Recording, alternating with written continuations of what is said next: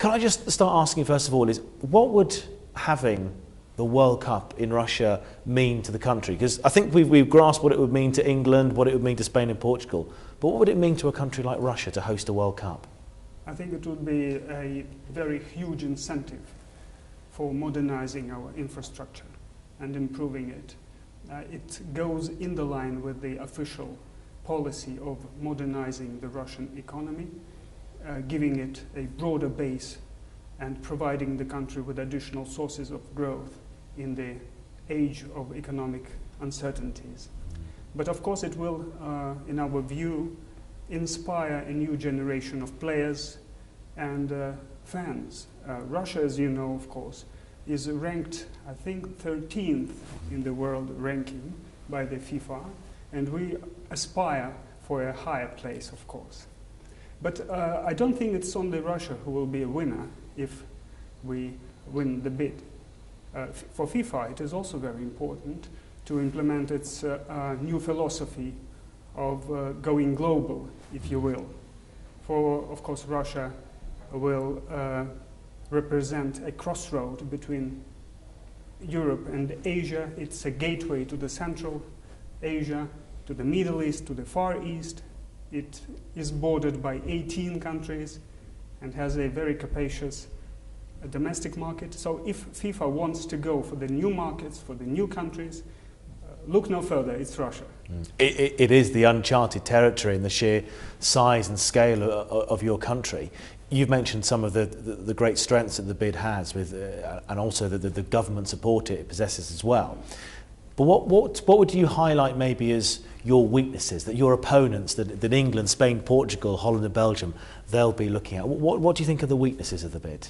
I don't think it will be ethical for me to comment on the weaknesses of our contenders. It's up to the FIFA, of course, to decide. But let me tell you one thing. I think if the tournament is staged in a country where everything has already been in place, it will do little to enhance the global growth of football. Obviously, the stadiums in Moscow are well known to people here. The Champions League final in 2008 was held in Moscow. There's a new stadium being built in St. Petersburg. Is there confidence within Russia that if the World Cup was to go to the country, that all the infrastructure would be ready? Well, according to the FIFA, our bid has been rated as a low risk, and that's a huge credit to us. We will do our best to meet all the expectations. I think the federal government is fully supportive of this national priority, as we call it.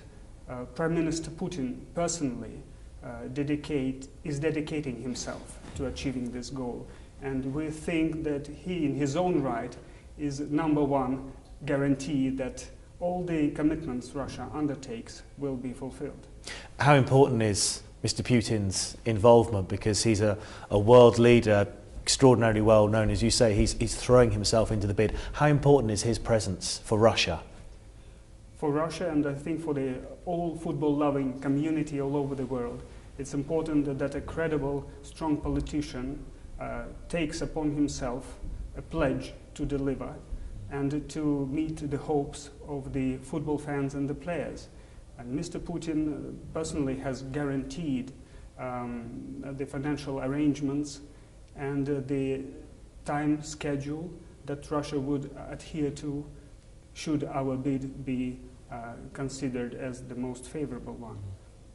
Are you, as with compared with the other 3 European bids that are going for 2018, we are living in difficult economic times. Everyone is talking about austerity.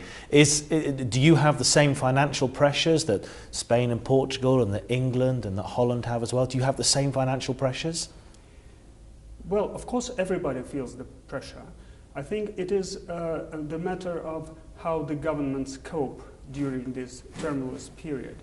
The Russian government managed to implement very robust anti-crisis measures during the 2008-2009. We managed to stabilize our banking system, recapitalize major financial institutions. We are now showing a relatively good growth, and we believe that we will have enough resources to prop up whatever we undertook already.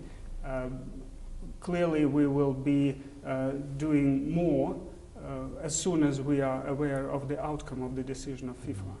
How much does the awarding of the Winter Olympics in Sochi in 2014, how much has that, do you think, helped, not just with the World Cup bid, but as you said, Russia now wants to sort of show the world what a sporting nation it is, get involved on the international stage in terms of hosting events. How much does having the Winter Olympics in Russia help? Well, very much so, because it is a managerial experience. It is an experience to plan this large scale, very complex task of constructing from the scratch the top-of-the-art infrastructure for such an important scale of events. Russia has a good experience in this area. Of course, we hosted the Champions League finals in 2008 very successfully, where two British teams, England teams, played.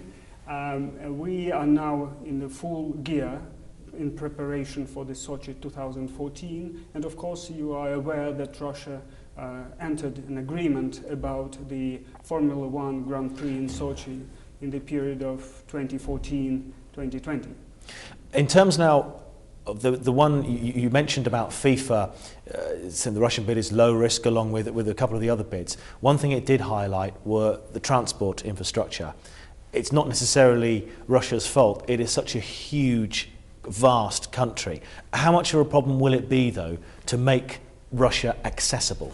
I think the strongest point in our bid is that we propose the philosophy of 4 geographical clusters, and the tournament, if it takes place in Russia, will be held in 4 different cities connected with a state-of-the-art modern transportation link.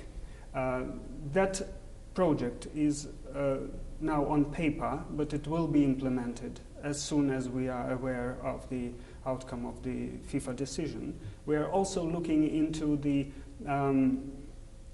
arrangement that will help the fans and the players reach any city which will host the football match within 2 hours by plane. Final couple of questions from me. From your knowledge of the people who are looking after the Russian bid and with the Russian government's huge involvement, is the Russian bid happy with FIFA that the vote is transparent enough? You'll be well aware of many of the two FIFA Exco members have been suspended from the bid. Is the Russian bid happy with the transparency of the voting system? Are they happy with it? I never heard any criticism about the transparency. I think we are fully in trust with the integrity of the FIFA. It is up to FIFA, of course, to sort out these allegations.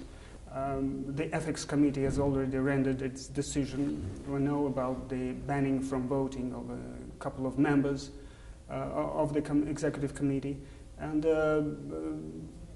so that's how it is. You've been in London for 6 years. How worthy an opponent, how strong an opponent do you view England 2018 as well, as an opponent to Russia? You know the culture here of how English soccer fans, they love their football. Football is a passion in this country. How do you view England's bid? Of course, we respect England's bid very much. England is a cradle of football, but sometimes when the seeds start growing in one place, the strength of the plant is not only in the place where it originated, but in the area of its distribution. And how confident are yourself and the people within Russia? How confident are you can win this? You can win this bid, because you're going up against 3 formidable opponents. How confident is Russia of winning? I think we're guardedly confident. I would put it diplomatically, but we believe our bid is very strong.